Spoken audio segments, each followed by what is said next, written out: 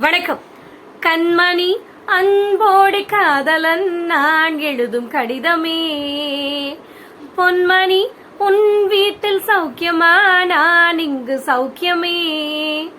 குணா படத்தோட இந்த பாட்டு இன்னைக்கு இளைஞர்கள் மத்தியில ரொம்ப ட்ரெண்டிங்கா இருக்கிறதுக்கு காரணம் என்னன்னு கேட்டீங்கன்னா, கேரள இளைஞர்களால ரொம்ப ஆடம்பரம் இல்லாம செலவில்லாம ஒரு ஹீரோயின் கூட இல்லாமல் எடுக்கப்பட்ட மஞ்சுமல் பாய்ஸ் அப்படிங்கிற இந்த திரைப்படம் தான். இந்த படத்தோட மெயின் கான்செப்ட் என்னன்னு கேட்டீங்கன்னா, கேரளாவில் இருக்கிற இளைஞர்கள் தமிழ்நாட்டுக்கு டூர் சுத்தி பாக்குறதுக்காக வராங்க. அங்க கொடைக்கானலுக்கு போறாங்க. கொடைக்கானல்ல குணா குகைக்கு போறாங்க. அது தடை செய்யப்பட்ட பகுதி அப்படின்னு இருந்தும் அந்த இடத்துல என்னதான் இருக்கு அப்படின்னு சொல்லி இளைஞர்கள் அத்தனை பேரும் அந்த இடத்தை தாண்டி குதிச்சு அந்த குகைக்குள்ள போறாங்க. அதுக்கப்புறம் இந்த இடத்துல என்ன நடந்துச்சு அப்படிங்கிறது தான் சுவாரஸ்யமே. சோ இந்த படத்தை பார்த்துட்டு நம்ம வெளியில வரும் பொழுது நிச்சயமா நாமளும் இந்த குகைக்குள்ள டிராவல் பண்ண அந்த ஃபீலை நமக்கு கொடுக்கும் அப்படின்னு தான் நான் சொல்லுவேன். பொதுவா இந்த அளவுக்கு ஃபேமஸா இருக்கிற இந்த படத்தோட மெயின் கான்செப்டே இந்த குகை தான். அப்படி இந்த குகையில என்னதான் இருக்கு அப்படின்னு கேட்டீங்கன்னா, 1821 பிரிட்டிஷ் ஆபீசர் வந்து BS ராட் அப்படிங்கிறவரால கண்டுபிடிக்கப்பட்ட இந்த குகை அது வந்து அப்ப ரொம்ப ஃபேமஸா இருந்துச்சு. அதுக்கப்புறம் இந்த குகையை யாருமே பெருசா கண்டுக்கல. அதுக்கப்புறம் 1990 இந்த குணா குகையினுடைய அழகு மறுபடியும் வெளிவந்தது.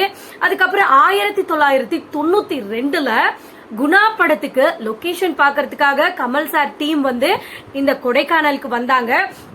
சோ அப்ப வந்து ஆள் நடமாட்டம் இல்லாம ஒரு இடமா இருந்துச்சுன்னா நம்மளுக்கு ஷூட்டிங் எடுக்கிறதுக்கு கம்ஃபர்டபிளா இருக்கும் அப்படின்னு சொல்லி ஃபீல் பண்ணி ரொம்ப தூரம் உள்ள போறாங்க.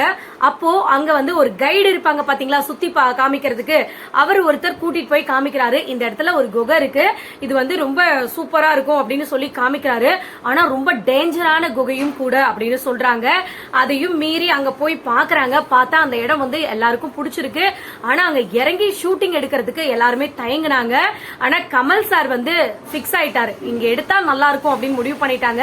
அதுக்கப்புறம் ஸ்டெப்ஸ் எல்லாமே வந்து இரும்புல செஞ்சு அங்க வந்து ஷூட்டிங் எடுக்க ஆரம்பிச்சிட்டாங்க. சோ அதுக்கப்புறம் இந்த படம் வந்ததுக்கு அப்புறம் தான் இந்த இடத்துக்கு பேர் குணா குகை அப்படின்னு மாற்றப்பட்டது.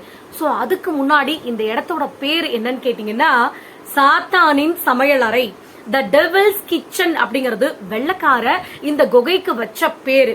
சோ அப்படி ஏன் இந்த குகைக்கு பேர் வச்சாங்க அப்படின்னு கேட்டீங்கன்னா, இந்த குகையில பழங்குடியின மக்கள் இந்த இடத்துல வாழ்ந்து வந்ததா சொல்றாங்க.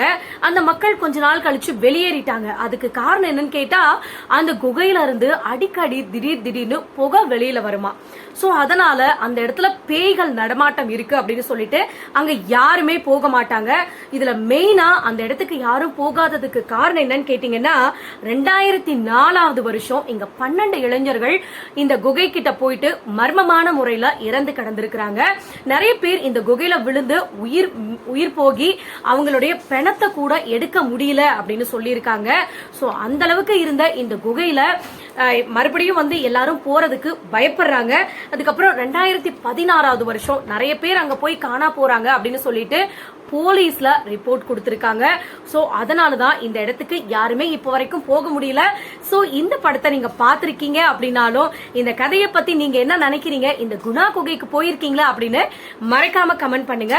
நன்றி, வணக்கம்.